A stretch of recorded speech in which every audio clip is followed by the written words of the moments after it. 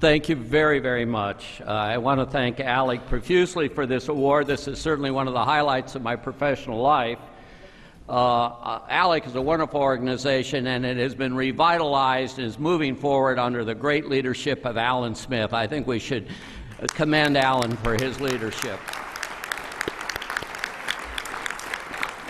Actually, my first contact with ALEC came in an association that Dick Armey and I had, and although Dick in a much more exalted role than me. In the first decade of ALEC's existence, I did a study for the Joint Economic Committee of Congress on state and local taxes and economic growth. And it was noted by the ALEC leadership, so they printed 7,000 copies of it, which is more than I've ever had printed of anything else in my life, and distributed to the four corners of the land. And at Seattle, 18 years ago, encouraged by veteran tax cutter Lou Euler, who's sitting in the front here, and others, I spoke to ALEC, and I've been a participant at every annual meeting since. Picking up on what Dick said, in the same year that the man for whom ALEC derives its underlying principles, Thomas Jefferson, wrote the Declaration of Independence, Adam Smith wrote the transcendental foundation work of economics, The Wealth of Nations. Now, in it, Smith showed, as Dick said, how individuals pursuing their own self-interest in producing and exchanging goods and services unwittingly advance the well-being of others. He taught us also that government barriers to exchange, like tariffs and other regulations, tend to reduce the wealth of nations. Nearly 40 years ago, I made my wife, Karen, who's sitting in the front with my daughter, Bennett, Karen, stand up. My family will stand at this point. Anyway, I made my wife, and this was a trying moment in our marital relationship, traipse all over a churchyard in Edinburgh looking for Smith's grave, and so to receive an award in his name from my favorite organization is a great honor. It's a particularly great honor, in spite of his snide comments about me, to be on a stage with Dick Armey, who is an old friend and fellow warrior in the fight for saner public policies.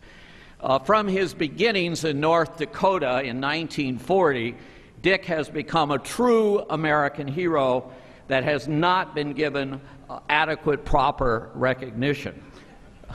Hey, Dick, yeah, I've got to tell a story. Can I tell the story about economists in North Dakota? There is an economist in North Dakota story I have. A woman went to the doctor complaining of headaches. After tests, the doctor informed her, "Madam, I regret to tell you that you have a cancerous tumor and only have 6 months to live." The lady said, "Doctor, isn't there anything you can do?" He said, "There is nothing I can do medically, but I have some advice." She eagerly said, "What is it, doctor? What is it?" He said, "Marry an economist and move to North Dakota." She said, "Why would I want to do that?" He replied, "You won't live a day longer, but it sure will seem like a long, long time."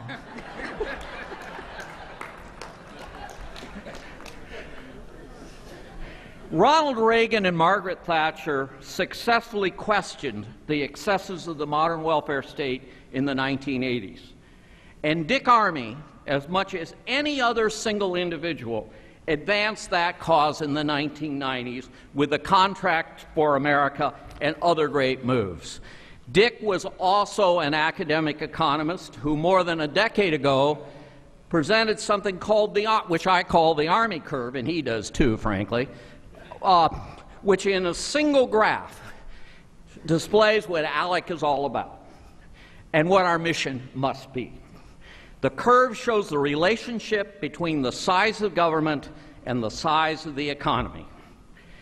No society has ever prospered without some form of limited government. At point A on the graph, this is economics lesson 101 today, folks, government does not exist and the economy is small. The economy is likewise very small at point B, No society has ever prospered where government dominates our economic life. Both anarchy and extreme communism lead to poverty. There is some size of government, point C on the graph, that will maximize output and the standard of living. Some people would call point C the optimal size of government. But research shows us that we're roughly at point D, at a point where reduced government spending and taxation would raise our prosperity. The point that I made, by the way, in my very first talk to ALEC in 1991, a speech I could give today without changing a single word, in which indeed I intend to do this afternoon at the Fiscal and Tax workshop. Things haven't changed. So, among other things, ALEC is about getting us from point D to point C. Our government's simply too big, and we need to find ways to make it smaller. There is going to be a fiscal tax fiscal, whatever the hell they call it, task force this afternoon at 2:30, and I'm going to be there, and I'm going to talk more about it, so come and hear us. But I'm here to talk about another topic. You can leave now, Dick. Because it's one that he knows less about. I mean, we both hate, never mind. Higher education. He was a college professor, but he got out of it because the politics were too brutal, became a real politician. I'm not kidding about that either. I have 13 minutes to talk. He went way over his time talking all this about resource restraints and all, and so he talked twice as long as he's supposed to. But what the hell? I'll do the same. I have tenure and you have term limits.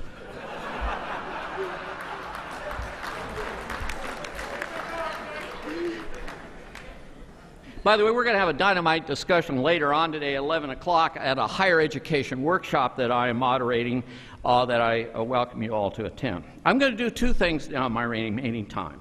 First, I'm going to give you quite a few facts and figures about higher education in a few slides.